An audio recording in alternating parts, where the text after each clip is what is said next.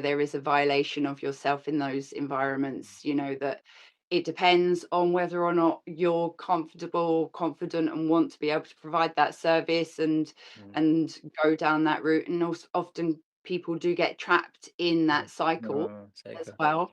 And also as well, there is other elements of abuse in that as well. Mhm. For instance, quite often those people will be drugged and Mhm. manipulated for financial gain for other people in that environment as well. And again, as Mhm. you say, so I appreciate that it can True. have quite a negative and toxic kind of Mhm. environment.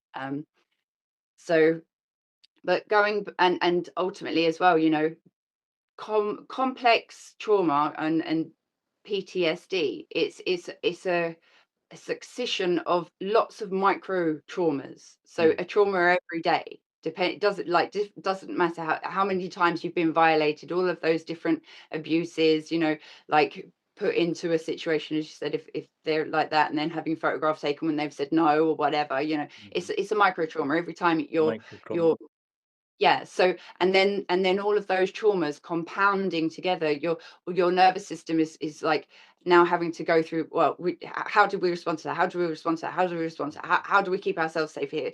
And then that, as you say, it becomes debilitating because you're having to process all of those every single time you make a single decision, Mhm. and that's why it becomes traumatic, because trauma isn't what happened to you, it's what happens inside of you